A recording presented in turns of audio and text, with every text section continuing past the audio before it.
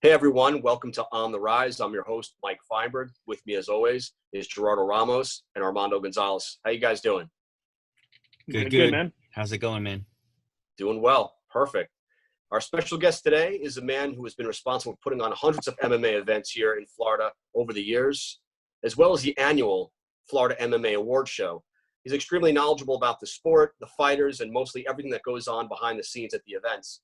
Please welcome today's guest, Frank Morejon. How you doing, Frank? Hey, guys. How are you? Thanks for having me on board. Hey, so Frank, first off, what do you think about everything that's going on with the coronavirus right now? Oh, man, it's crazy. Who would have thunk, right? Who would have thought of such an amazing time right now that we're going through? But it's interesting. I think there's a lot to learn from it. I think there's a lot to look at and certain things, even from a business point of view, from a marketing point of view, not just from a health point of view. And now we have to be more cautious on the things we touch and things like that. But it's definitely put a lot of things in perspective. It really has. I agree with you. And I mean, outside of that, I know this has got to be affecting your work like everyone else. But, you know, how's life other than that? How's life treating you right now? How's your family? Yeah, besides that, life is good, man. Just here at the house with the kids and the wifey. And, man, I tell you, we have been on Netflix since day one. You know, it has been incredible. Like the rest of the world. Yeah, no. I think the Tiger King is trending. Yeah. Crazy. That story in itself is just. But so I'm hooked on that. I'm going back to even Game of Thrones days, you know, just going back and seeing the ones that I missed. So yeah, but everything's been good. We're healthy. We're good. We're staying indoors. Good. Trying to come up with a couple of ideas. Awesome. So Frank, you know, obviously you're just about everywhere these days. Any MMA event that I pop into, you seem to be hanging around there in the background, running back and forth like a crazy person, trying to make sure it all goes out without a hitch. And it always seems to. You know, you're amazing about how you put these things together. It's great work that you always do.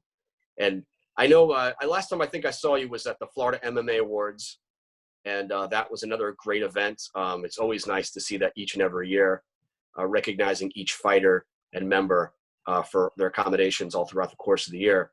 When did you start doing the Florida MMA Awards?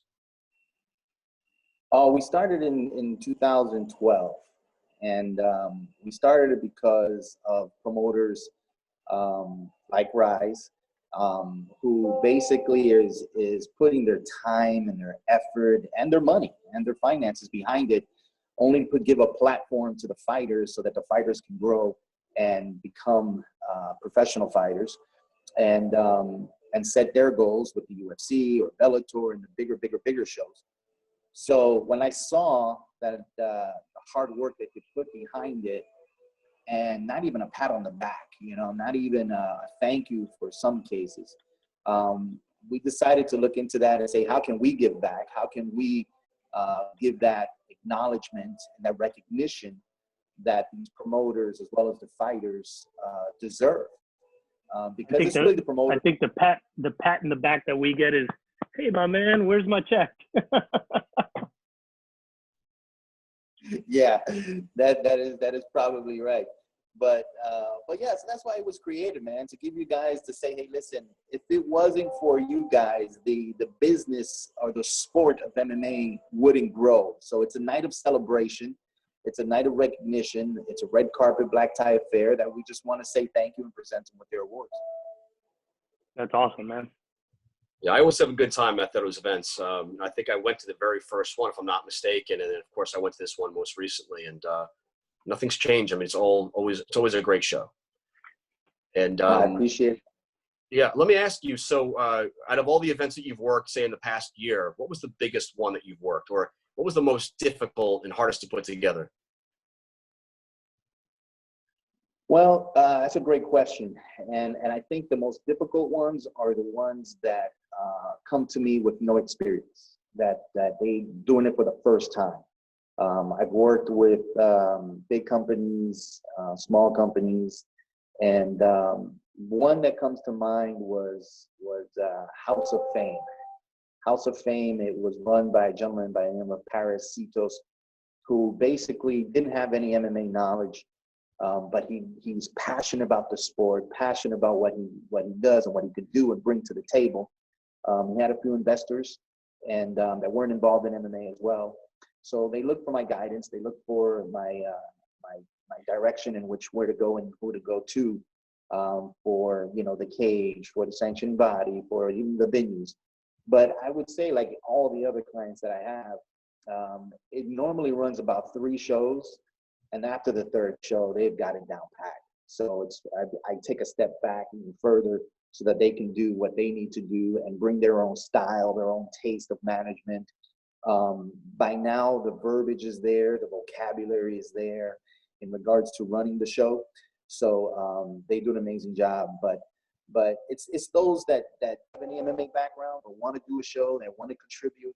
And HOF definitely contributed. They did about 5 or 6 shows throughout the entire state of Florida, Jacksonville, Miami. They brought in Fat Joe. They did big shows in the Miami arenas and Jacksonville Memorial Center. It was a crazy ride, and definitely a lot of fighters definitely got the benefit of that. Yeah, I do remember Paris's first Hall of Fame show down in Miami with Fat Joe performing halfway through. I do remember that show. It went off without a hitch. It was a great show as well. So what would you say was the what's that? It was insane. It was an amazing show, and kudos goes out to Paris and his team for putting on an amazing show. So they did a great job. Yeah, they sure did. They sure did. So what do you have coming up? I know obviously there's a hiatus right now with everything that's going on, but did you have anything big that was planned that you're going to be working? And if so, you know, when do you plan on doing that now? Yeah, so there's 2 major shows, which is incredible to me because last year, 2019, in the state of Florida, we had 25 events, right? Pro shows. And there was 306 fighters that were contracted for those 25 events. And within those 25 events, it was 9 Florida promoters who put up those events, those 25 events. So there was 2 promoters, 11 in total, were out of state, right? Like the UFC and Bare Knuckles, those guys who came from out of state to do a show. So this year, 2020, seems like all the shows have been canceled. Florida Boxing Commission's canceled most of the shows, but there is 2 that are scheduled in late April 25th. So I don't know if that's even going to take place. I doubt it, but that's the Contender Series that's happening. But it's up to the Florida Boxing Commission. I don't see it happening. That one's canceled. Another one that's canceled. It's canceled. They already put it out on their Instagram. Yeah. Yeah, our show was on the 25th, and we canceled it too. Yeah. So that's what I'm saying. I mean, is there anything out there now? The next one is on the 27th, which is World Fighting Championships, which is another outside MMA company coming into Florida. January, February, March, May, and June 25th. Do we know if that's even going to happen? I doubt it. And which will affect also the Florida MMA events. So the Florida MMA Awards are going to be affected. And normally we do it on February 23rd, 24th of 2021. But I don't even think that's going to happen either because there's so many shows that have been canceled. You know, what stats can we put together? And is it fair for those who finally do one in December? Is it fair to say, hey, you know, these are the top guys when half of the month it's all been canceled? So it's even affecting what's happening in 2021 as far as my business structure and what I do. Maybe you can do an online MMA award, being that, you know, hey, it's a short amount of time to collect data, that you could just, you know, hey, this many fighters with this, you know, like you do your stats. Maybe you should do an online voting Yeah, that's a great idea. That's a great idea. Depending on what shows they're actually going to have, and how many shows we do have, I think it'll definitely be, hey, uh, let's just congratulate those and recognize those who did fight this challenging year, because it has been challenging with everything that's been going on. I know that the big news was Combat Night, which is another amateur MMA promotional company here in the state of Florida, who basically decided to do a show in Jacksonville during these times. So right now, that's the only thing that's on the book as far as stats are concerned. So let's just say that he's the only one. And would it be fair to do an MMA award show with just one stat? Probably not. But you have guys that obviously did shows before that, you know, from the beginning of the year till now. So I mean, there's going to be a gap of like what, 2-3 months, you know, maybe of non-shows, you know, a gap in between. So the numbers and the stats are going to be low, but the stats are still going to be there. Yeah, definitely. The stats will definitely. Yeah. Okay, so Frank, I know Gerardo may have a couple of questions for you, so I was going to turn you over to him just for a minute. Gerardo, you had a couple of questions, right? Yeah. The Florida MMA Awards is very statistically driven, you know, so you have to analyze everything. Where do you get the data from, and what motivated you to get all that information? I mean, that's a lot of stuff you have to go through. Yeah, absolutely. That's a great question. And basically what we do, we have a team of guys here, and there's about 4 or 5 of us, who basically follow every single stat of every fighter, of every promoter. And how do we follow those stats is with the Florida Boxing Commission. We actually ask for some of the paperwork through their online documentation, which anybody can get. But we definitely follow up with their stats and the shows. And so we collect this every single day, every single year. And at the end of the year, we put it all together, put it on a database that we have, that we've created specifically for the Florida MMA Awards. So we enter all the data into this database. The database itself, it calculates the top 5, the top 10. And then it starts popping out all the names with the best records, best times, best knockouts. And so we just take it from there. So to answer the question, it's something that a lot of follow-up, a lot of paperwork, and but it's easy. The pro side is always easy because the documentation is always there. What's challenging is the amateur world. The amateur. You hit that right on the doornail, man. Very challenging. Yeah. So I rely then on the promoters to help us and say, hey, what do you guys have compared to our records? So not only do we pull out the records, but we confirm it with the promoters and say, hey, here's what we have. What do you guys have, just in case we've missed it? And the only way we'll miss it is if the sanctioning bodies don't post it. And that's a whole conversation. I don't know, like sanctioning bodies in the state of Florida. There's 15 sanctioning bodies, and I only know about 2 or 3 that we are using in South Florida. And I've always been fascinated, and maybe I can ask you guys the question and turn this thing around for 1 second and say, how do you guys choose your sanctioning body when it comes to a new organization like you guys are? Rize is a new organization. We know you've done shows previously under another name, so you have the experience. But under this new brand, under this promotion, how did you guys decide what sanctioning bodies to use? Well, for me, it was, you know, a thing of relationship. You know, it was related to a relationship that we have, which is, you know, the hardest working cage setup guy, Israel Cantu.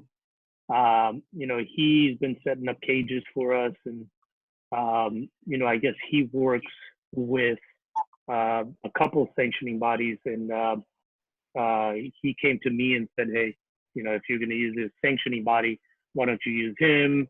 And so right now we're with Uppercut, which, you know, we've built a good relationship with them, even previous to to doing Rize when we were with Underground. You know, those guys were still around. I know that there's a bunch of them because, you know, obviously they've hit us up and, you know, wanting to get involved. You know, the ISK guys. There's like 3 or 4 of them that I've talked to. But for me, I just went with the easiest setup, which was relationship based. You know, I went with Uppercut Management, I believe that's sanctioning name that they use. So for me, like I said, it was just based on the relationship.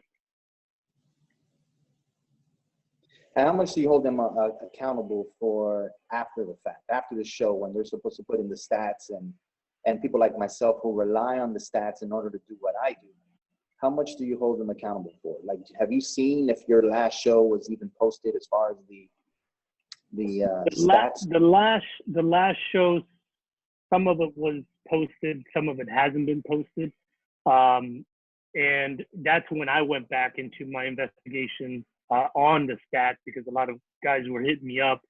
And that's when we went in and we set up our own Tapology account, so that way we can record our own you know, stats and make sure that everybody gets you know, their own dedicated, you know, win or loss, whatever it was that they were supposed to get. We are going to go in and record it, you know, on top of whatever their job is to do.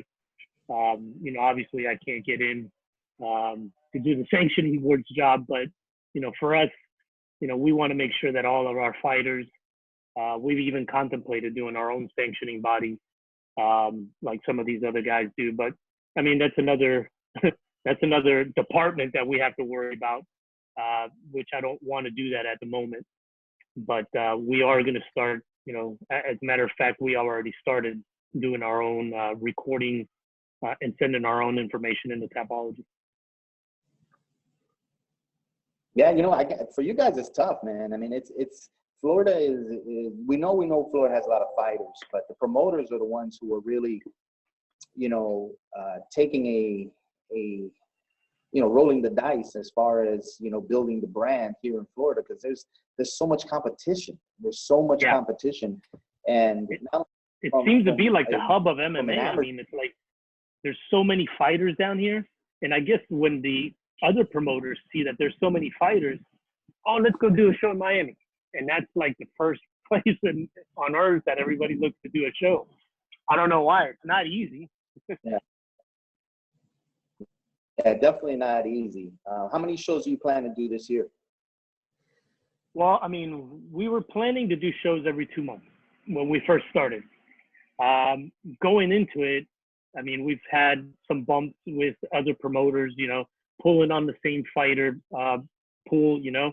So I think that I'll do a show every month if I could, if I had the fighters. So this is kind of like going back on us as a promotion. The reason we went from doing all the pro shows that we did and working it backwards, now going into the amateur world, which is a lot harder than pros. Pros, you just say, here's the contract, here's your check, and you fight. With the amateur world, I mean, I've already gotten a few tastes of people actually, you know, the fighters actually just not showing up, not even calling, not even saying, hey, you know, I don't think I'm going to take this fight. And they just don't show up. No call, no show. So, I mean, we're kind of, you know, going backwards. I know we are, but we want to, like, basically farm our own fighters, man. We want to build our own fight base of guys going back into, you know, this amateur world. And this is what I've been talking to a lot of the amateurs, man. I want to make the amateur world great again, because, you know, amateurs just go in and you know, they want to fight. You know, they don't know the buildup of going in. But from what everybody tells them, it's that, hey, get 5 fights and then you can turn pro and make money. I just think about their future, man. That's the wrong way to go about, you know, getting involved in the fight world. You know, you don't want to just go in and have 5 fights and then turn pro and blemish your record by going in and start losing in the pro world. Leave your losing and learning for the amateur world, man. If I was an amateur, I'd be 20-0, I hope. But, you know, I'd have 20, 30 fights as an amateur, man. Get everything that you learn, you know, your ups and downs. Make sure your game is tight, because when you go to the amateur world, that's it, man. It's like it's like your bank account, man.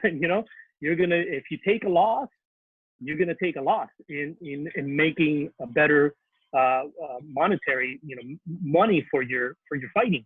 And that's what I'm just trying to get involved in the amateur business again to pretty much make it exciting for these amateurs to fight in the amateur world and not be like, hey, I just want to have my 5 fights and go to turn pro.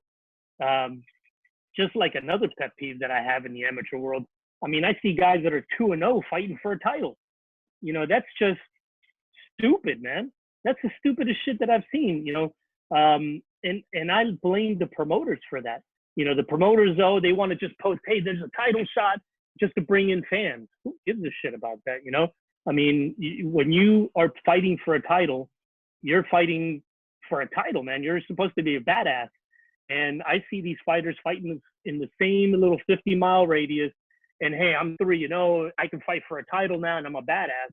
But guess what? When he goes and meets Billy Bob from Kansas City that they bring down, or Alabama, he gets his ass whooped, because, he hasn't fought, and he really hasn't fought anybody. So correct me if I'm wrong, but that's just my thought and my thought process of the whole, promoters doing it the wrong way. I know I'm probably going to get some heat for this, but I've been there and done that, man. Yeah, but it's funny. It's you said a lot, and do you really blame the promoters though? Do you really blame the promoters? Because as you said, absolutely. But as you said, the person who's 3-0 decides now, hey, you can go for a title shot. So where does it state in the Florida boxing rules and regulation when a fighter can go for a title belt? Is it stated anywhere? I see where you're going with that. I mean, yeah, it should be a rule. It should be, a rule in the Florida Boxing Commission, but there is no rule. And at this point, the promoters make the rules.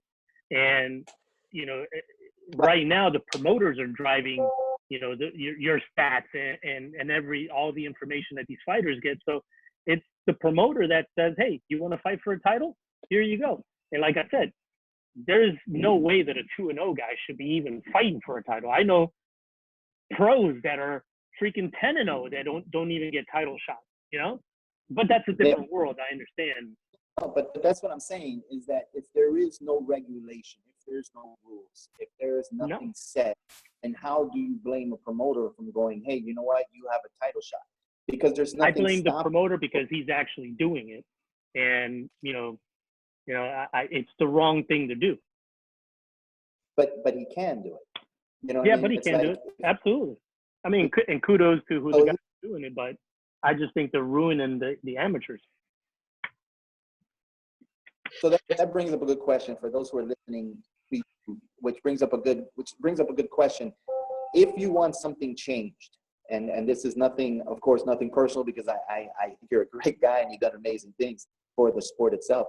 But if you wanted something changed, I think what the critics would tell you is, so then Armando, when was the last time you even went to a Florida Boxing Commission meeting and implemented a change? If you don't feel that the title belt should be given to a guy who's 1-0, then what are you doing outside of the cage in order to make those changes happen? Yeah, you're 100% right. I mean, I should be more involved in that. I haven't been, because for us, I mean, getting ready to do a promotion, it takes a lot of, time and energy. And, for me, I run other things, my other businesses besides, the fight game, but it does take a lot of time and, a lot of thought process, but I've always seen you go at it one-on-one with those guys. And but you're right. We should put in more of an influence from the promotion standpoint to the Florida Boxing Commission to put these rules out. Because right now there's just no rules. The only rules are like, hey, I guess you got to be 18 to fight. You got to have 5 fights before you turn pro, and the equipment that you use, and you can't knee, and small little bullshit rules. But I think that there should be more rules on the promoters, going about it in the right. I mean, but who knows if it's right or wrong? Do you see the contrast in what you're saying, or should I say the the irony in it and the fact that you went, even you said it, you went backwards from doing pro shows to amateur shows, and you have these things that you want to change. Do you really think and believe that just doing shows is a matter of changing things when you're just doing another show?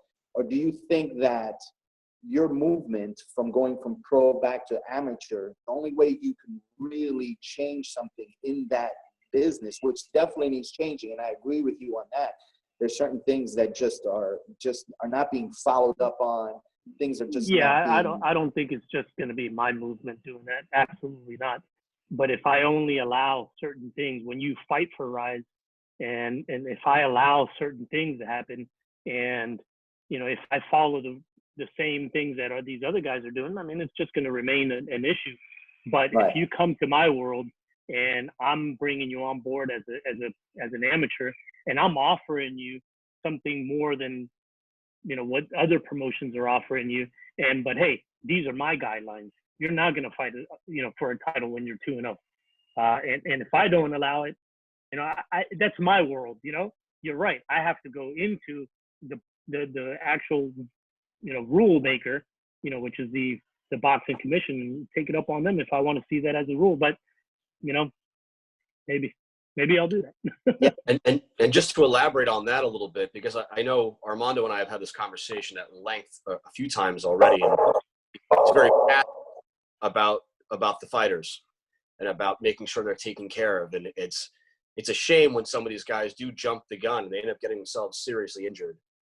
We've seen guys getting taken out in stretchers. Their careers have just ended right there and then with certain shows in the past. These guys aren't prepared.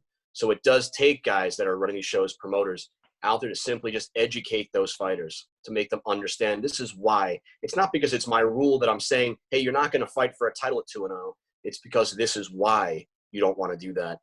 I'm looking out for you and I'm worried about your well-being. And I think a lot of fighters can get behind that because I'm sure a lot of them have seen some of the injuries that could take place as well. Everybody wants that money. They want to jump in and go pro and start collecting a check, but you do it the wrong way, you could have a short career. So I think Armando's on the right track. I just wanted to point that out a little bit of really why he's saying that. And I do agree with that as well. I hope people get behind it. Yeah, and we're just because we're cutting short on certain times, and I want to move on and attack some of the other things that we have. But Frank, that was actually a really good point that you made, that if you do want to change something, you start with whoever the rule maker is, which is the Florida Boxing Commission. And that's something that, every promoter should be involved. Because I know you've had your ups and downs. Even another can of worms was how these pros, or how the promoters that are doing amateur pro shows are able to do, the amateur pros and only do 5 pro fights during, that whole mess that you were, I disagree with that situation too. And I think that it should be rules that every single promoter follows, not just because some other promoters are favored to the Florida Boxing Commission, they get away with certain things that other promoters can't get away from just because of the relationship. Yeah. Well, if you look at the Florida Boxing Commission, you see the same people all the same time addressing some issues. I give kudos to Ms. Chimelli, who basically, Combat Night, who's there, who is presenting the facts and the problems.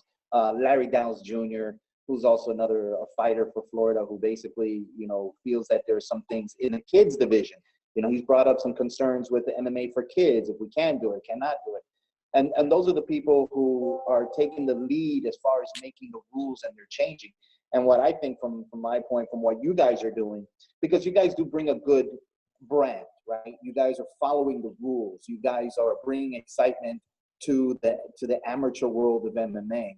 You're bringing a level of professionalism that it needs in the amateur world, right? Where there's really no sanctioning involved when you look at the business structure of the amateur world, right? So it's people like yourself and people like your organization that adds value to the amateur world, which is great to see, which is amazing to see.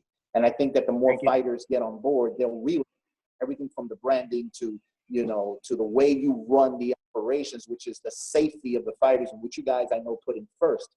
But for those critics who are saying, okay, Armando's come in, he's now put his hands into the amateur world, he's put his brand in there, but where does he go from there? If he went backwards, if he went from the pros to the amateur, how do you go from the amateur to what? Because he's already been to the pros. So those critics are saying, okay, so he's in there. What's his business structure like? Because if he's making money from the amateur world as opposed to, because it's a business, no matter how you look at it, it's a business, and in order to survive, you have to make sure that the business structure is there. So what do you know that we don't know, that everybody's going from amateur to pro, but yet you're going from pro to amateur? What is it that you know that we don't know that is successful? Or is it a successful business module and you're just in it for the love of it? Well, if I tell you, I'm going to have to kill you now. No. Because you got the world listening right now and everybody's going to be like, oh, Armando. But I mean, you know, in a sense, I mean, me going back, the reason why I'm going back into the amateur world, it was simply because of the fighters. You know, in the pro world, hey, it's easy, man. You write a check to a fighter. Hey, you're supposed to show up on this day. You show up, you get paid. You don't show up, you don't get paid. So it's easy. But the amateurs is a lot different. There's no contract. He doesn't have to show up. You know, if he gets scared off or whatever, you know, they just don't show, or for some reason they don't show. But I mean, for us, the reason why we're going back is because, again, I want to build a brand around, you know, the fighters and Rize. You know, I want to build fighters, you know, going into the business the right way, not just, hey, you want to fight? Let's go. I need a fighter. I need 15 fights on my card. I don't care who you fight. Let me, what weight are you? He's this weight. Your record. Okay, let's just make a fight. I don't really want to do it like that. You know, I got a bunch of guys that are unskilled, you know, amateur guys that are calling us saying, oh, yeah, I want to fight. Have you trained? No, I haven't trained. Like, do you belong to a gym? Nah, I don't care about that. I could do. And I'm like, I can't hire people like that. I can't not hire, but I can't bring in guys like that. I mean, if I put them up against somebody that's even the slightest bit knowledgeable, they'll get their ass whooped. So in turn, I'm looking out for these guys, giving them the right guidance, giving them the correct way to do things. And I don't even know if I'm doing it correct because I haven't even gone to some of these meetings, but I'm just, you know, the knowledge, and I follow a certain blueprint, which is, you know, one of the big shows. You know, if you follow that blueprint, you know, it should be a good show. But, you know, there's really no right way or wrong way to do certain things. And, you know, most of the promoters are just, you know, I guess, you know, I'm just a newcomer here. This is our first year into the amateur world. When we were doing it in the pro world, I mean, that's all lined out and figured out. The rules are set there for the pro world, but they're not set there for the amateur world, which is, I think, something that's missing. So then help me understand real quick, because I hear what you were saying in regards to, it's for the fighters, it's giving the guidance, it's giving them that leeway into becoming pros. But at the end of the day, it's a business, right? Like we said before, it's a business. How does that represent Rize? Because again, fighters are not loyal. They're going to leave Rize and do their own things. So how from I know we talked about it, but what is it that Rize is doing differently besides a show that is putting in, that's bringing to the table in order to make this sport grow, especially in the state of Florida? Well, I don't think we're doing anything different than any of the other promoters are, you know, or anybody is. I mean, we're doing certain things slightly little different. You know, we're giving the fighters a little more exposure, you know, which is great for them. You know, once they start building on their platform, you know, they start, you know, seeing their name, you know, grow, which is important, you know, that a fighter gets followed and a fighter gets known for being good. You know, hey, if you didn't know, you know, I'm just thinking of any fighter, Leo Carvalho, you know, if you didn't know his name, you wouldn't go to see who you wouldn't go to see him fight. So a lot of these, we throw out flyers and stuff like that, but I think it all, boils down to a marketing campaign based on these on these fighters. But a lot of these promotions, like you're saying, there's no money. People think that, hey, these promoters are rich and they got thousands of dollars to spend and this and that. I mean, just an average, and correct me if I'm wrong, to do a pro show is about 70 grand. To do an amateur show is about 20 grand, depending on what you do. So a lot of these guys, in order to make money, they cut a lot of overhead out. And that's why there's, not a lot of money involved in MMA.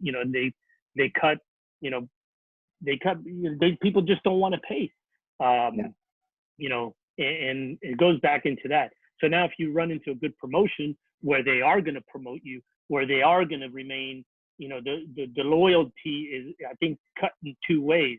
Hey, if you come to fight for us, we'll take care of you this way, but you got to take care of us in this type of way. So there's, we can keep going in circles, and to see what's right and what's wrong. I don't think there is a wrong and a right, and I don't think, I'm creating something, hey, Rize, you know what I mean? We're just promoting ourselves as a fight promotion. And hopefully, we brand ourselves the right way where we can make it out to be, a good, nice, big show where people can come and watch some exciting fights.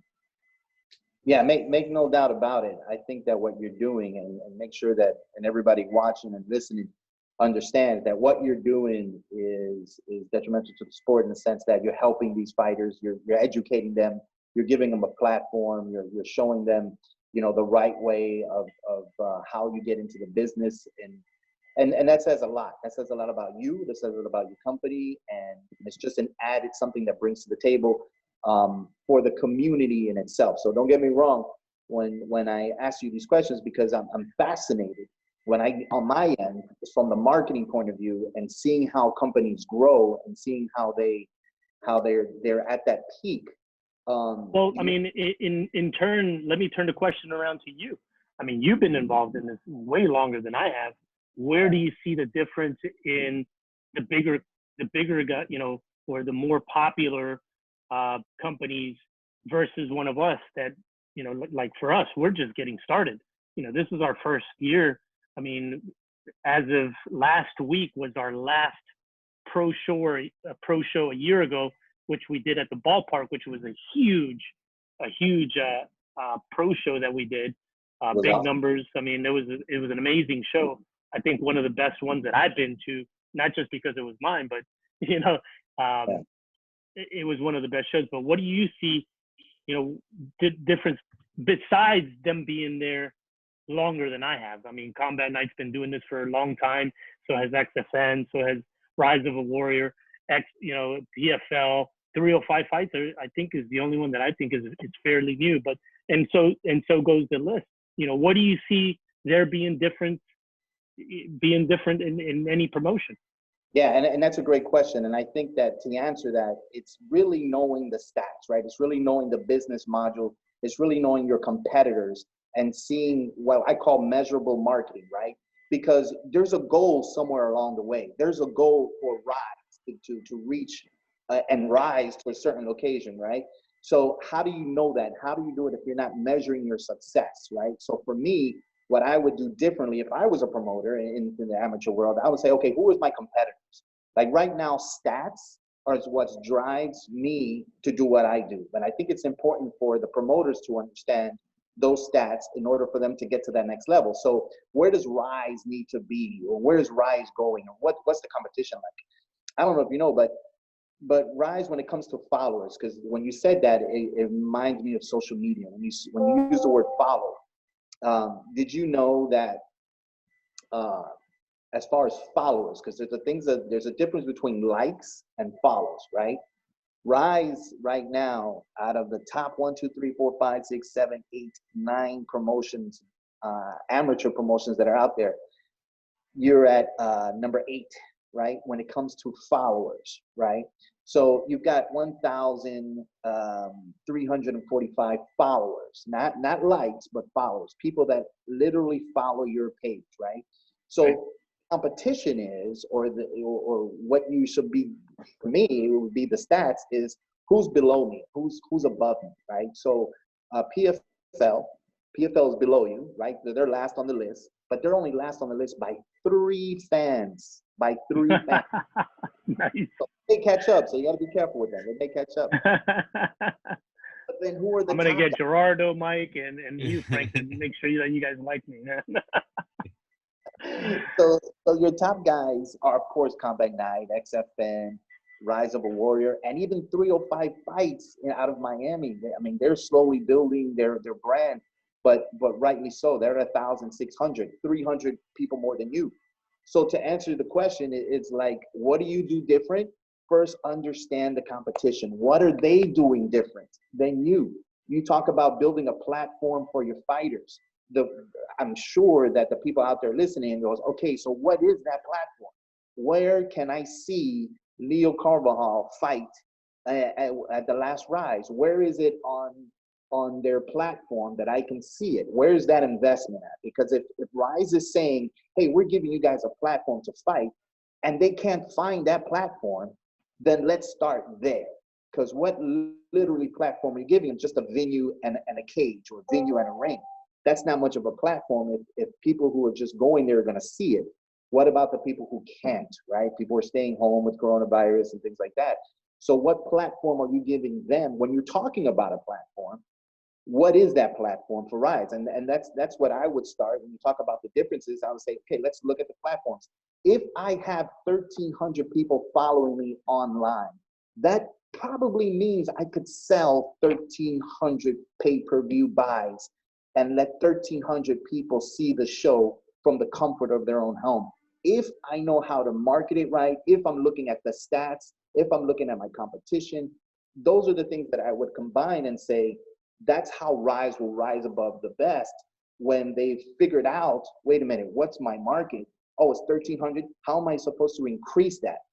There is an MMA company, an amateur MMA company right now that has 102,000 followers, and they're an amateur MMA company. Now, if you look at the stats, right? Not even Titan FC and Island Fights, which are the top 2 pro companies in the state of Florida combined, have those numbers. So you would say, wait a minute, now, Frank, wait a minute. It's 102,000 people that are getting followed, and they're ranked like last on the list, though, when it comes to events. How is that possible?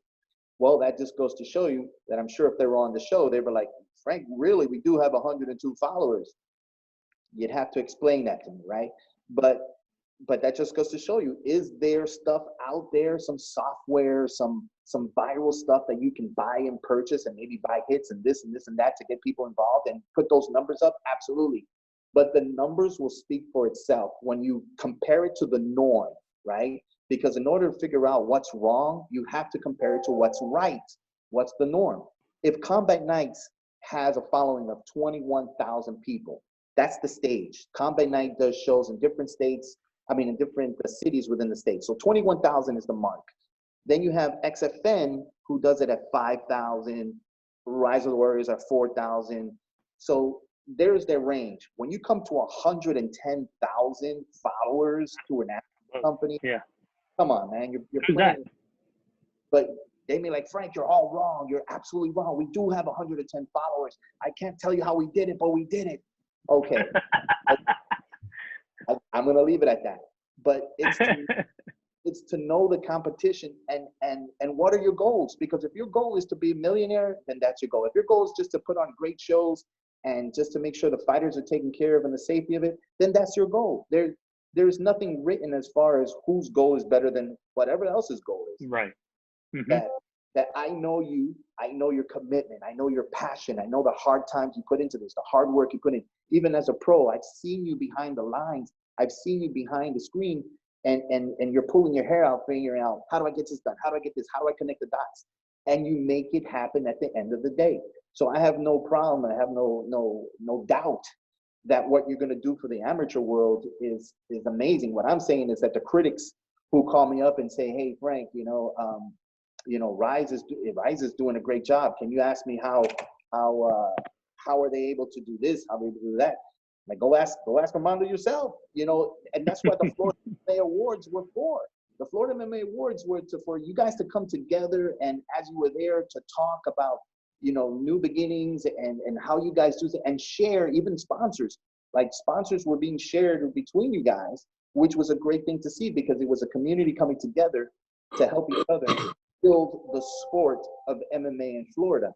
But I think every fighter, every promoter should really think about it and stop using the excuse of, "I'm just doing it for the love," because we are, but we still have to feed our family. It's a business that it's a love that we've turned into a business. And I think that once we stop using that excuse of, "Oh, I'm just doing it because of the fighters," no, you're kind of doing it for three things: the fighter, the business, and the promotion, right? Because it's like, who came first, the chicken or the egg, right? Like, is it the fighter who makes the promoter, or is it the promoter that makes the fighter? Well, without a show, you can't have fighters. Well, without fighters, you can't have a show.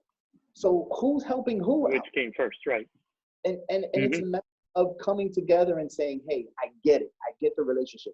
Here's what I'm gonna do for you." I have yet to see a promotion build a media kit for a fighter that has a poster, that has their own professional fighter, pictures that you can see online on Facebook and things like that. And Have you gone to our website lately? No, I have, and I've seen you in the pro show where you did it with the pro show with the fighters in the pro show. So there's some that are doing. I'm not saying that they're not, all of them aren't. There's some like we're still in the building stages of it, but we have a lot that's going into it. We're building that. We're building stats. We haven't been able to put that together because we haven't been able to do a lot of shows, but we're putting stats in. We're putting fighter profiles. So we're doing, that kind of stuff for the fighters as well.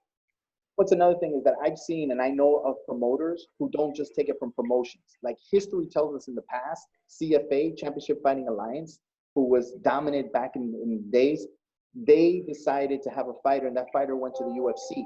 And the president of the company put his 2 cents in, try to get some negotiations going with the UFC, because he realized that the fighter, once he leaves that organization and he's going to get bigger paychecks, that they're like, "Wait a minute, you done. Got there because of us. We gave you that spotlight. We gave you that platform, and now you're just going to leave me?" So they tried to negotiate it, didn't work out the way they wanted to, and therefore it all calmed down. At the end of the day, the fighter did what he had to do. So there is no extra income coming in. You make them 5 fights and they go off to pro. That's it. You'll never see them again. You'll make it money again. Oh yeah, absolutely. Unless you have a different business module that includes fighter management. So now not only are you building your fighter, but you're managing them as well. And now you can make your percentage from a thing. And according to the Florida boxing rules, that's not contradiction, right? If you're a promoter who manages fighters and you put them on your card, yes, that's a contradiction.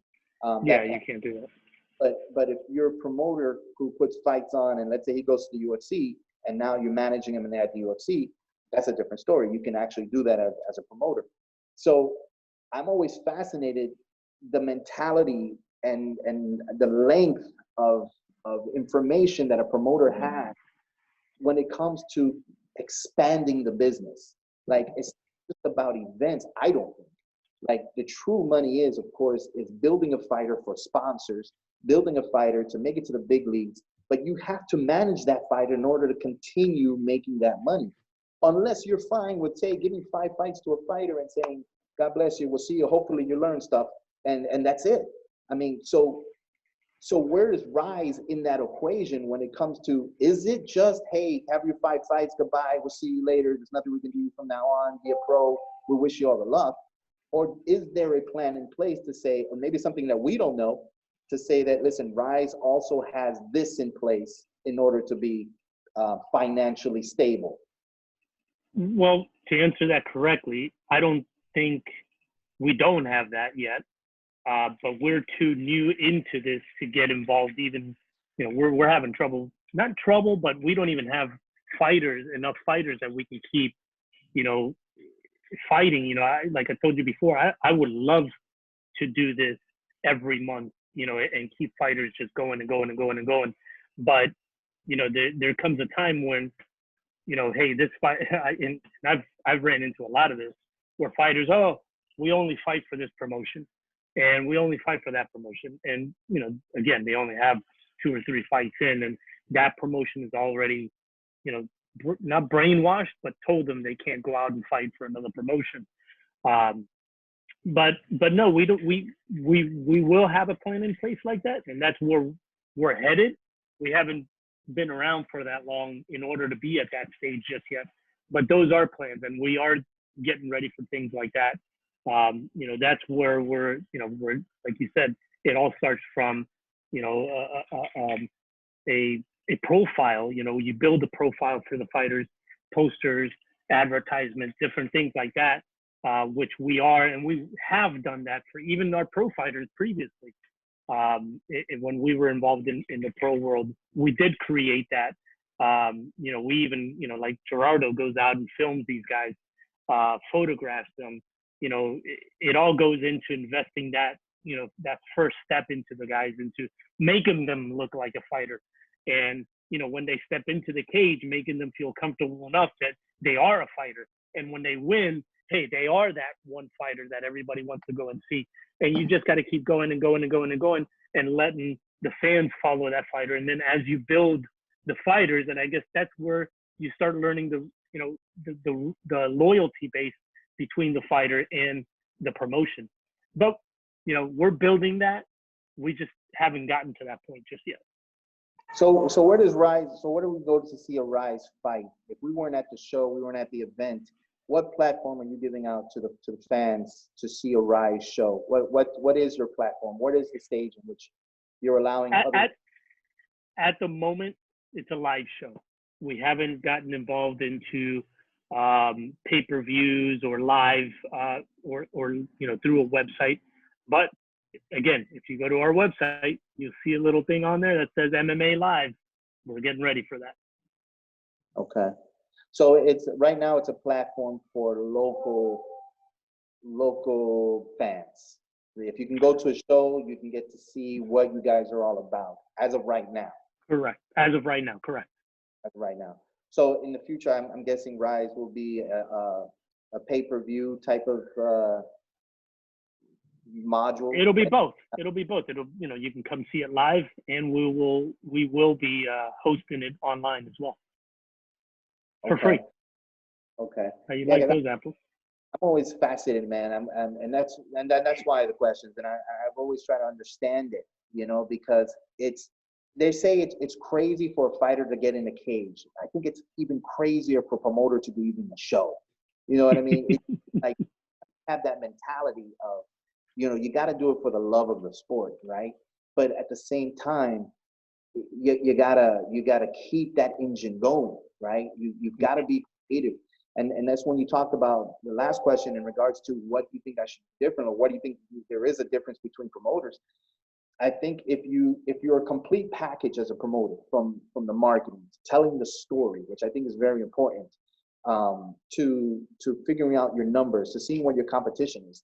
It's, if you think about all that together, it's more than just doing a show. It's more than, hey, you want to fight, go ahead and fight. Yep. It's that if you want to be a brand, and to me, it's like the coronavirus, right? I'm even gonna attach it to the virus, right? To where the virus started off with one person, and then that person gave it to another person, and that person, and it just multiplied, right?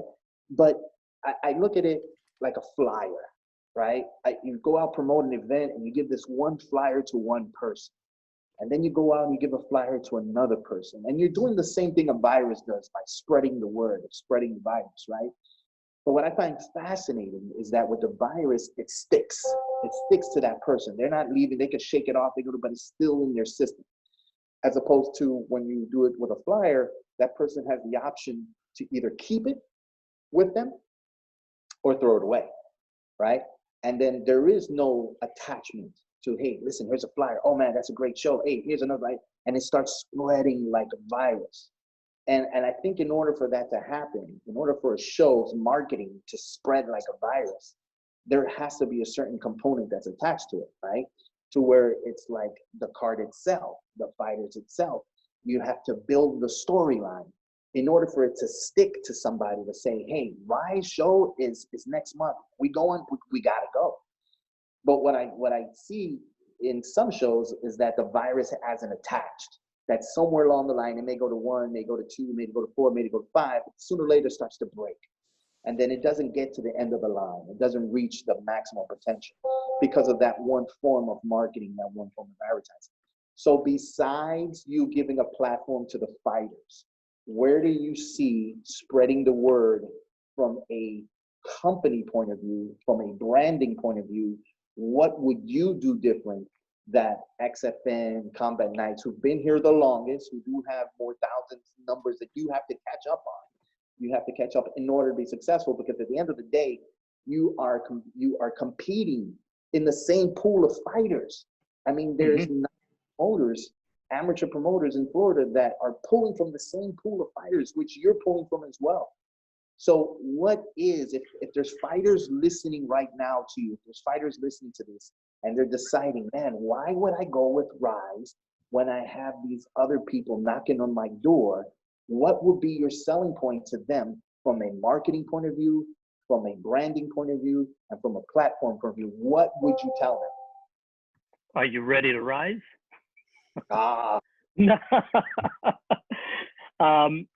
Again, we're newly into this.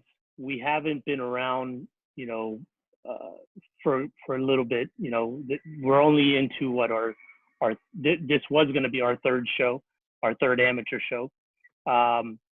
We're slowly building, as we move forward and as we get ready for, hopefully, we get ready for this next show, whenever that's going to be. Little by little, our platform will be, as you mentioned, multiple platforms where people can actually see the show, number one, and make it exciting for the fighters to come in and want to fight for us. Again, I think we're still new. A lot of fighters don't know who we are. We still got to get our branding out there so that, we get out of this, like you said, 1,500 or something, 1,600 followers. Little by little, as we build, first for me was, we got to, build our foundation, which is our website. We got to get that, number one, because when we do call out, hey, check us out here, check us out where? So they go to our website, not only on social media, but our website's got to be tippy top and very fully functional. So I think we're about 90% there with our website. As we move along, we're going to start building other stepping stones for the fighters to follow. Hey, we got to get this, we got to get that. I feel that, Gerardo can turn this into a CD and sell it as MMA 101. How you can start your own MMA company. That's a good idea. I think I'm going to do that.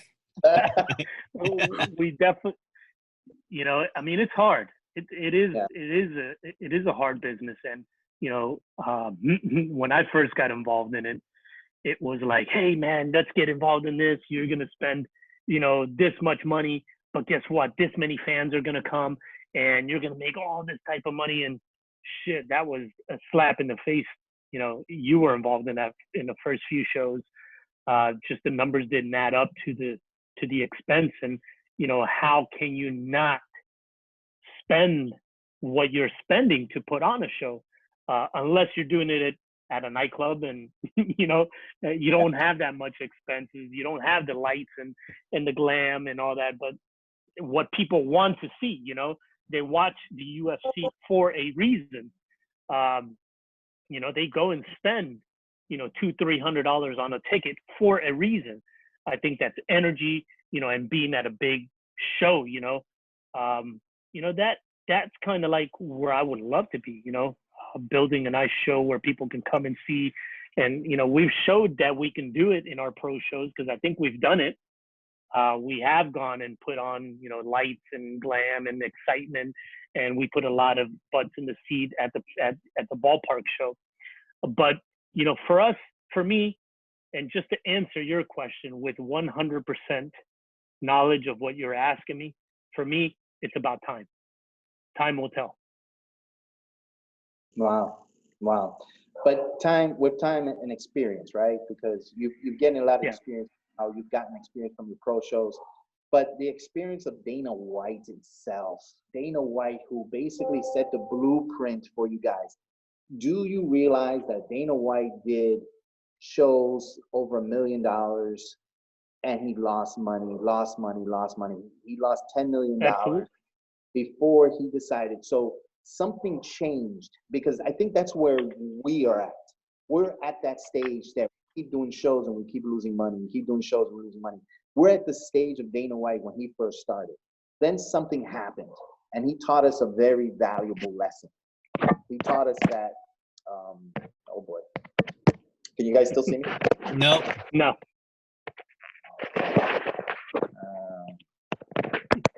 But all right. So he taught us a very valuable lesson in the fact that it was TV. It was TV. MMA by itself never works. It never works by itself.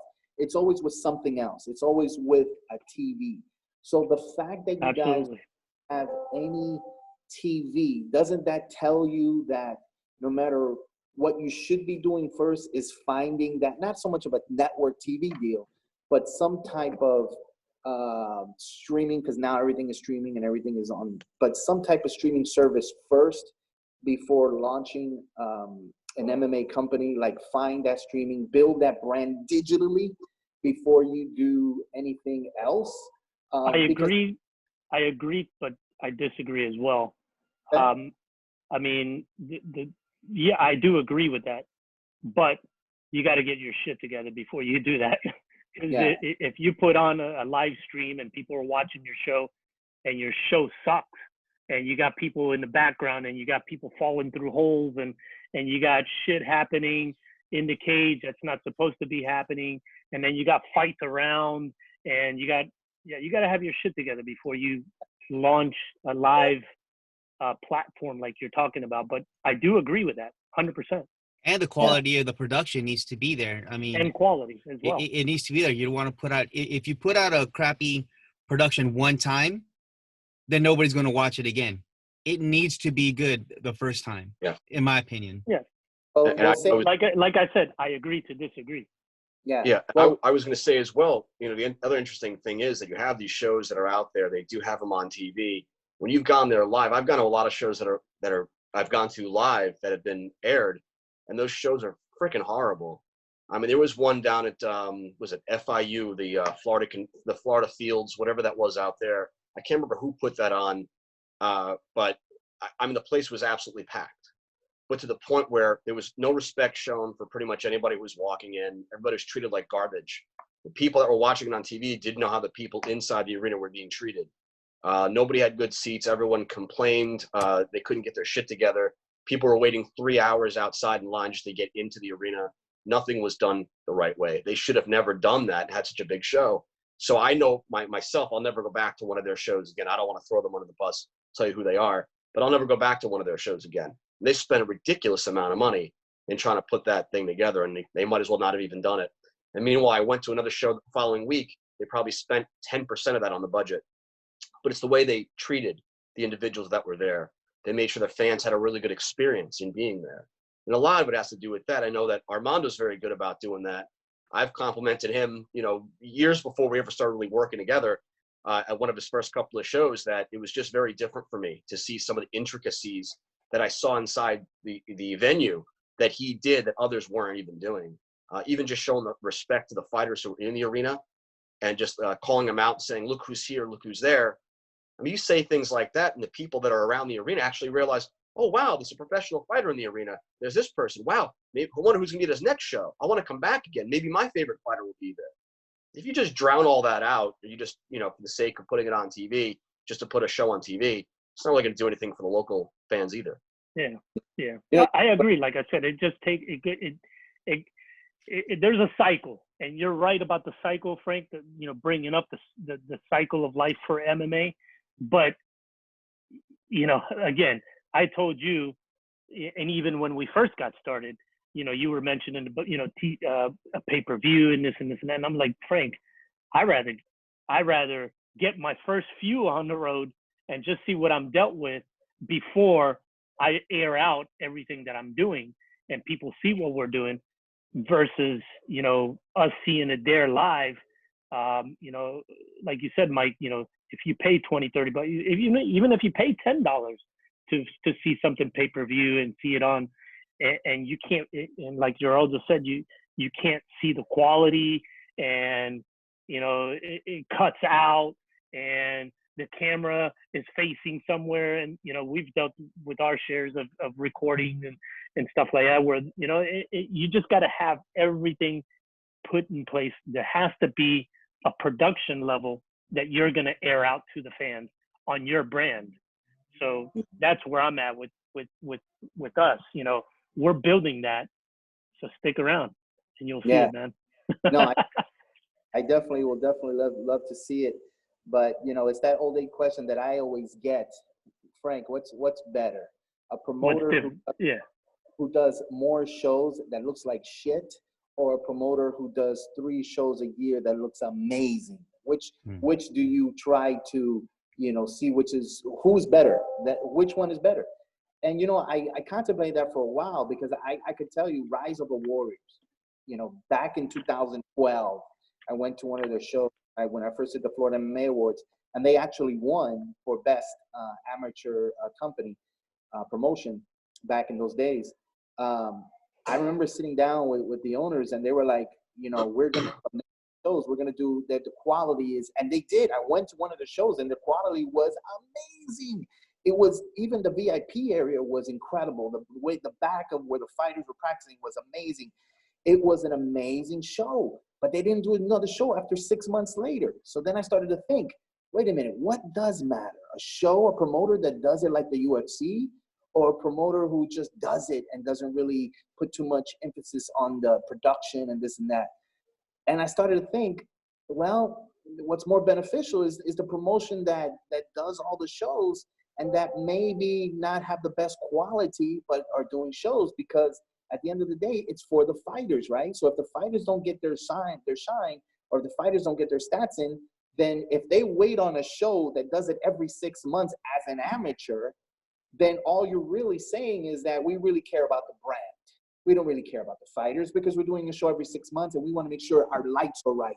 We want to make sure our production is right. So therefore, we're going to wait till we have all that in place in order to do it. So the question is, okay, so then do you do a show that looks good every 6 months, or do you do a show that's, but you know, you having 100 fighters a month fight who are building their brand and getting to where they need to get to? So my mentality started to change, and it started to curve towards the person who doesn't have that right light on, who doesn't have that camera angle, because at the end of the day, it's a show that puts in 50 fighters, 100 fighters throughout the month. And that's the goal for the fighters in itself. So when we talk about production, I agree with you 100%. It'll look better, but look at the UFC. UFC number 1. If you look at UFC number 1, that shit was done off the fly. But then UFC number 2 or number 3, that shit, you can look at Bill Wallace. I still remember Bill Wallace in UFC 1 just standing in front of the camera, like for 10 minutes. Like, what the hell was that? Like, somebody should have said cut, you know? But it was the content that delivered to UFC 2. It was the content delivered to UFC, which brings me to this point, that even if you have a pay-per-view and all the promotions are great and the lighting is good and the everything is fantastic on the production side of the house, what about the content? Because I don't think I'll pay a pay-per-view for $49.99 to watch an amateur guy who's 1-0. It just doesn't work. I mean, I think the business structure is set up for failure anyway, unless you do something differently. Unless you take that pay-per-view and not charge $49.99, but be realistic. Charge them $14.99, $10.99, $9.99. and then pay for what it really is. It's an amateur company, amateur fighters who are not professionals, who won't give you that fight that you're looking for in the UFC, but average it out and price it out so that your brand can match what is offered to the audience. Does that make sense? I don't know if 100%. Absolutely, Frank. Absolutely. I think you bring. I know we're. Good, I think you were going to go on what I was saying. I think you have a great point about that, Frank, but we are running low on time once again. So I think we need to close it out with Mike at this time. Well, actually, let me ask one last question before, and answer this pretty quick because we're running out of time. How much, how much of your, what percentage of your MMA awards and your stats are decided by actual fans or just stats on Share Dog, Tapology, who you guys think are the best? So, as far as stats goes, what's the percentage of both? As far as stats, real quick answer, nominations are based on 100% stats, based on nominations. As far as categories on who wins, 80% of it is based on just stats itself. 20% is based on fans. So that's based on categories. So like favorite UFC fighter, that's not a stat. That's just a selection of people. Right. But as far as nominations, it's 100% based on stats. And then best promoter, best this and this and that, 60% of it is based on production, 20% of it, there's a formula. But as far as fans from a promoter's category, it's about 20% is fan-based. Well, I don't mean just on the promotion itself, but just overall in the award system that you have. Is it more driven by fans or is it driven, more by stats? Yeah. 100% by stats for nominations. And then it's based on the category. It'll be based on fan votes or stat votes. Hey, guys, and at the end, I just want to make sure that you guys understand that we appreciate you guys for doing what you guys do. We know it's not easy. From the outside looking in, Rize is definitely on the rise. You guys have definitely done a lot for the community so far, and I know you've got a lot more to give. So I just want to let you know from the Florida MMA Awards, we're appreciative of what you guys do and how you guys do it. You're a great bunch of guys with a passion for MMA and a passion for the safety of the fighters and the shows that you guys put on. So from the bottom of our heart, we want to thank you guys for all the stuff that you guys do, and we look forward to seeing more Rize shows. Thank you, Frank. Likewise, I look forward to seeing you at our shows, man. Awesome. And I was just going to mention just one quick final thought, because you guys were really, really into it, so I didn't want to jump in at the time. But just going back to talking about those fighters going from amateurs to pros and why come to Rize for that. And I think Armando answered some of it in what he was saying, which is he cares about the fighters. So it's really a matter of coming over, and it's about making sure that you're taken care of by somebody who actually cares. It's a little different than if you just jump onto a card just to make a couple of bucks. If nobody's looking out for you, you're going to go in the wrong direction. Yeah. So, absolutely. Anybody who knows Armando knows that he's not a selfish guy, knows that he's not in this for himself. He's a type of person that will share the wealth, also will share the ideas and the movement, if you will. He definitely looks after the fighters. I've seen him in action my own self, so I can vouch for him. And that Rize is just another martial arts promotion that takes care of their fighters and cares about what happens to them in the state of Florida as they're fighting. So kudos goes out to you guys. Kudos goes to Mondo for leading the pack. And anybody knows him knows that he's doing this from the bottom of his heart for the passion he has for the MMA. And he's always looking out for the fighters every single time. And you see it in the videos. You see him going to the schools and asking him, hey, do you want to fight? And you remember that, right? Yeah. And Frank, likewise, man, I really thank you because you were actually there in the beginning for us, man, guiding us in the right direction. I came out of nowhere, man, to do a pro show, and you guided. You gave me all the ins and outs, man. You held on with us. There are a few shows, and like you mentioned in the beginning, like a mother, man, you treat your kids the right way, and then they run off and do their own thing. But I really, really, really appreciate you, man, for what you did and what you taught me, man. If it wasn't for you, obviously, I wouldn't have all this knowledge in putting on shows. And sincerely, man, from the bottom of my heart, man, thank you very much, man. Yeah, Frank. So once again, we really appreciate Thank you so much. your time. Thanks for being on the show. We appreciate it. We got a lot of information. Hopefully the fans got a chance to see this through and learn a lot as well today. Thanks again for being on the show, and let everybody know how they can actually follow you with the MMA awards and everything that you're doing, Frank. How can they get a hold of you and check you out? Awesome. Thank you guys for having me once again. And the info is FloridaMMAEvents.com. You can check out the website, FloridaMMAEvents.com. And as far as the award show, TheFloridaMMAAwards.com. You can go on there. We're looking to do February 23rd, 2001. Hopefully everything goes well this year, and we can put those stats up and make it happen. And the Florida MMA 2021. 2021, right? Not 2001.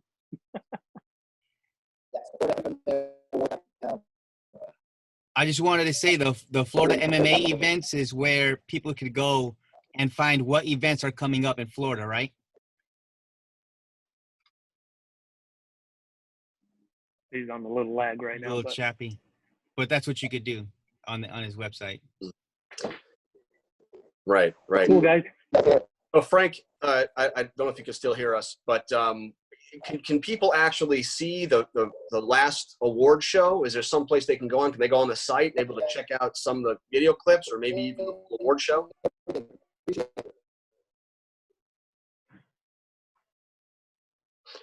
I think we may have lost connection with Frank, but Yeah. I think you can go in there and see some of the clips, and I think you can also find them on YouTube as well. But again, everyone, thank you for tuning in. We really appreciate you checking out this episode of On the Rise. Once again, on behalf of Armando Gonzalez, Gerardo Ramos, I am your host, Mike Feinberg. Our guest, we thank him once again, Frank Morejon of the Florida MMA Awards. Thank you, everyone. Stay safe. Have a great night.